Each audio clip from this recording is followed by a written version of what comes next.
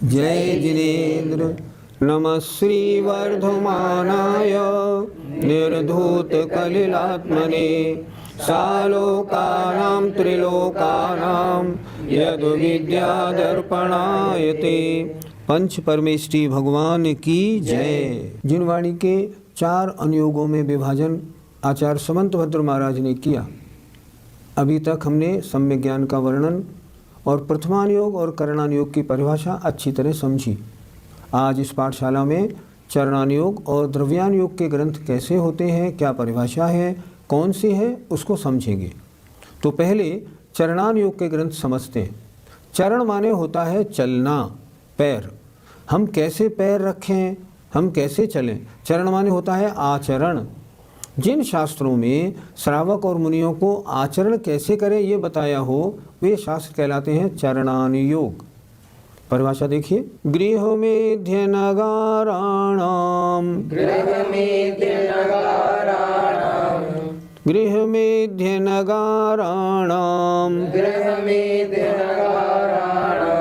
चारित्रोत्पत्तिवृद्धिरक्षांगम चरणानुयोग समयम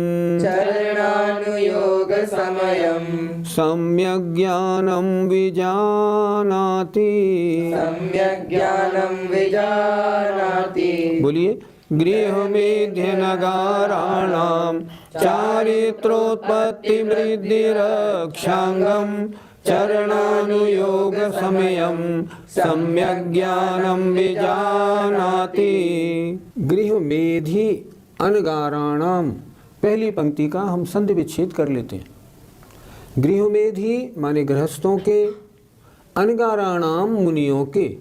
जिनके घर है गृहस्थ, जिनके घर है ही नहीं वे अनगार माने मुनि। क्या है? गृहस्थ और मुनियों के चारित्र की उत्पत्ति, वृद्धि और रक्षा में कारणभूत। जिन शास्त्रों में ये बताया हो कि गृहस्थ और मुनियों के चारित्र की उत्पत्ति कैसे होती है, उसमें वृद्धि कैसे होती है, उसकी रक्षा कैसे होती है, उन शास्त्रों को चरणानुयोग समयम, ये चरणानुयोग के शास्त्र हैं, ऐसा सम्यक ज्ञान जानता है। चरणानुयोग, जिस चरणानुयोग के ग्रंथ वे ग्रंथ हैं जिनमें गृहस्थ और मुनियों के चारित्र की उत्पत्ति, वृद्धि और रक्षा की चर्चा की गई हो, वे शास्त्र चरणानुयोग के शास्त्र हैं। पंडित जी, क्या चरणानुयोग के ग्रंथ भी सम्यक उत्पत्ति में कारण हैं? जैसे प्रथमानुयोग के पढ़ने से उपदेश सम्यक्त होता है, करणानुयोग पढ़ने से बीज सम्यक्त होता है, उसी तरह आचार्यों ने लिखा है ये चरणानुयोग के ग्रंथों को पढ़ने से जो सम्यक दर्शन है वो भी सूत्र सम्यक्त कहलाता है। सूत्र सम्यक्त में कारण क्या है? चरणानुयोग के ग्रंथों का पढ़ना। क्योंकि इन चरणानुयोग के ग्रंथों में क्या दिया हुआ है? इनमें सारी आचरण की चर्चा अच्छी तरह से दी है, और जब जीव अपने आचरण को सही करने में लगता है और वो व्रतों के पालन में लगता है तो सम्यक्त प्रकट होने में बहुत आसानी होती है। ऐसा नहीं कि नहीं हो। इसलिए ये सूत्र सम्यक्त में कारण होने से चरणानुयोग के ग्रंथ भी सम्यक्त उत्पत्ति में कारण है और पढ़ने योग्य हैं। पंडित जी, चरणानुयोग में बड़ा सूक्ष्म विवेचन है। जमीन कंद में अनंत जीव राशि है, ये किसने देखी? पाठशाला में जो ग्रंथ चल रहा है कौन से अनुयोग का है? चरणानुयोग का।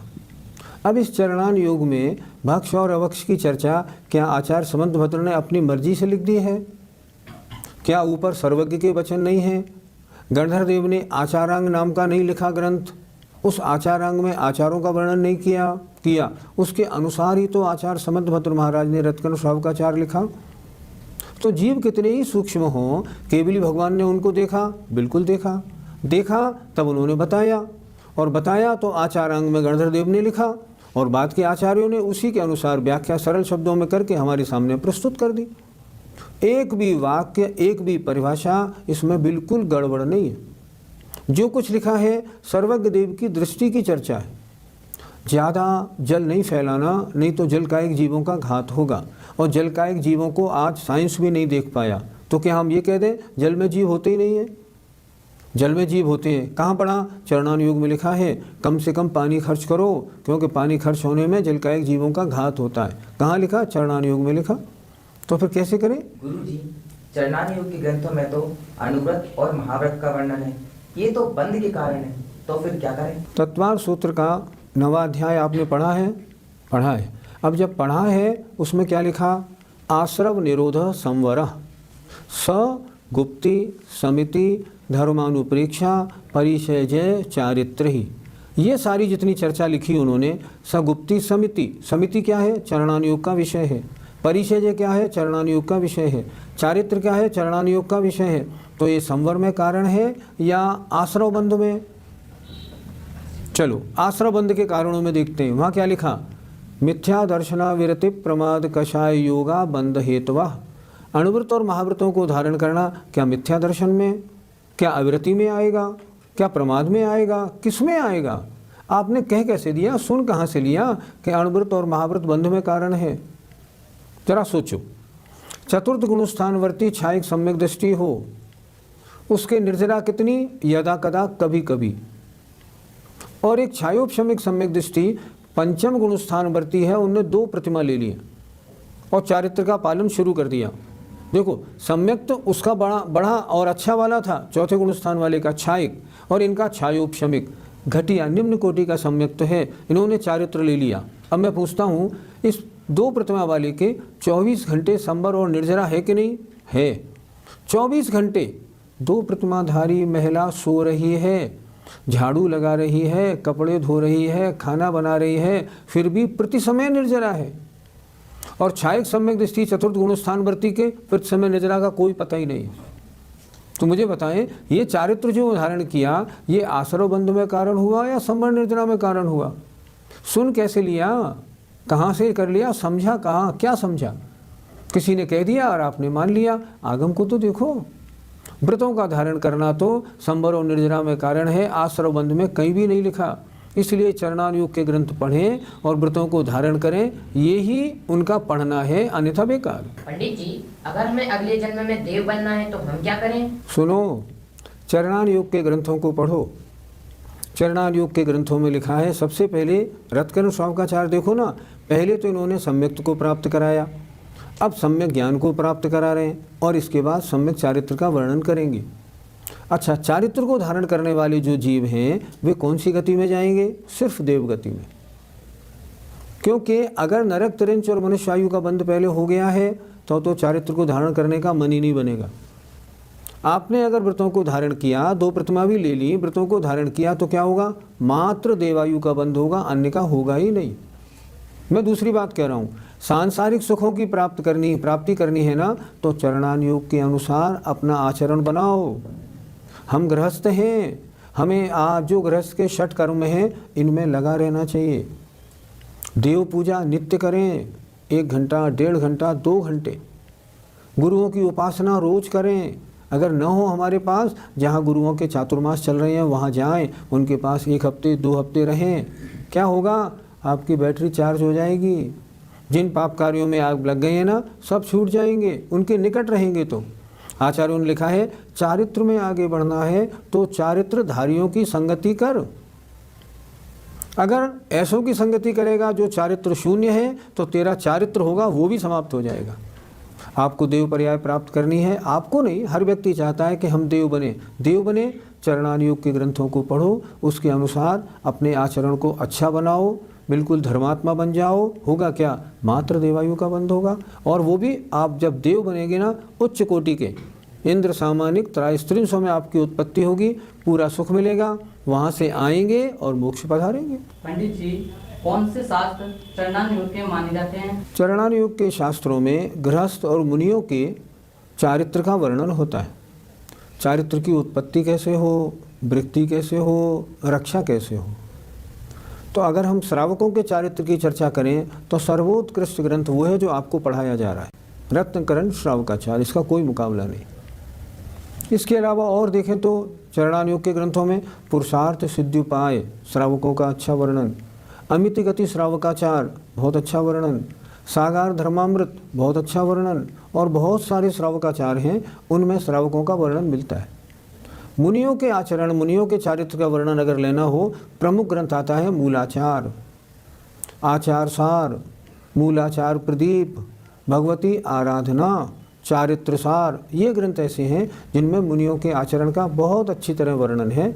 ये सभी ग्रंथ पढ़ने योग्य हैं। जीवा जीव सुतत्वे, जीवाजीव सुतत्वे, पुण्या पुण्ये च बंध मोक्षौ च, पुण्या पुण्ये च बंध मोक्षौ च, द्रव्यानुयोग दीपः, द्रव्यानुयोग दीपः, श्रुत विद्यालोकमातनुते। श्रुत विद्यालोकमातनुते। बोलिए, जीवा जीव सुतत्वे, पुण्या पुण्ये च बंध मोक्षौ च, द्रव्यानुयोग दीप, श्रुत विद्यालोकमातनुते। जीव और अजीव आदि तत्वों में, और पुण्या पुण्य, पुण्य और अपुण्य माने पाप, और बंध और मोक्ष, और चार से आश्रव, संवर, निर्जरा। सीधी बात, द्रव्यान योग के शास्त्र कौन से हैं जिनमें जीवादिक 7 तत्वों का वर्णन हो और पुण्य और पाप का वर्णन हो। अर्थात जिन शास्त्रों में 7 तत्व और 9 पदार्थ का वर्णन होता है वे द्रव्यान योग रूपी दीपक हैं। उन ग्रंथों को हम कहेंगे द्रव्यान योग। और ये द्रव्यान योग दीपक जो है ये श्रुति ज्ञान रूपी प्रकाश को विस्तृत करता है। अर्थात इसके पढ़ने से हमारा श्रुति ज्ञान वृद्धि को प्राप्त होता है। पंडित जी, सही पूछा जाए तो असली शास्त्र यही है, क्योंकि इनके बिना सम्यक तो हो ही नहीं सकता। सच बताएं, आपने रत्नकरण श्रावकाचार्य की सब पढ़ाई हमारी बेकार करा दी। हम आपको पिछली कई पाठशालाओं से समझा रहे हैं, भाई प्रथमान योग के ग्रंथ बेकार नहीं, इनके पढ़ने से उपदेश सम्यक तो होता है। आप कह रहे हो इनके बिना सम्यक तो हो ही नहीं सकता। हम आपसे कह रहे हैं करणान योग पढ़ने से बीज सम्यक तो होता है, फिर चरणान योग पढ़ने से सूत्र सम्यक तो होता है। तो जब इनसे सम्यक होता है तो आपने ये कैसे पूछ लिया? आपने प्रश्न कैसे कर दिया कि सही शास्त्र तो यही है, इनके बिना तो सम्यक तो हो ही नहीं सकता। सम्यक दर्शन सबसे होता है, सब भगवत जनेन्द्र की वाणी है। अरे इतना सब कुछ छोड़ो, अगर मात्र अष्ट प्रवचन मात्र का 5 समिति और 3 गुप्ती को कोई जान लेना तो मोक्ष भी हो सकता है। पढ़ें आप जघन्य श्रुत की बात, ये थोड़ी है इनके बिना कैसे होगा। नहीं, गलत। वास्तव में पूछा जाए चारों अनुयोग कार्यकारी हैं। द्रव्यान योग पूरा कार्यकारी है, हम मना थोड़ी कर रहे हैं, लेकिन कोई भी एक भी अनुयोग ऐसा नहीं है जो कार्यकारी नहीं हो। एक बार इंदौर में एक बड़े पंडित जी हैं, पंडित रतनलाल जी शास्त्री, बहुत बड़े विद्वान हैं, बहुत विशिष्ट विद्वान हैं। मैंने उनसे प्रश्न किया था, पंडित जी मैंने घर व्यापार छोड़ दिया एक तरह से, अब मुझे दिन में अगर 6 घंटे स्वाध्याय करना हो तो मैं कैसे स्वाध्याय करूं? उन्होंने बहुत अच्छी तरह मुझे बताया, 1.5 घंटे चारों अनुयोगों का स्वाध्याय करना। चारों अनुयोगों का स्वाध्याय करोगे तो बैलेंस बिल्कुल अच्छा रहेगा, कोई भी गड़बड़ी नहीं होगी। आज क्या हो गया, द्रव्यान योग के स्वाध्याय की लोगों ने प्राथमिकता तो कर दी, अभी उन्होंने प्रथमान योग पढ़ा नहीं, करणान योग जानते नहीं। जो यही नहीं जानते, लोक अलोक का विभाग और चारों गति और सब करणान योग ही नहीं जानते, जो आचरण करते ही नहीं, व्रतों को धारण नहीं करते, श्रावक मुनि नहीं बनते, उनको द्रव्यान योग क्या करेगा बताओ? कुछ भी नहीं कर पाएगा। अच्छा, एक विचार बहुत अच्छा, आचार्य ने प्रथमम करणम चरणम द्रव्यम नमः इस क्रम से इन अनुयोगों का वर्णन क्यों किया?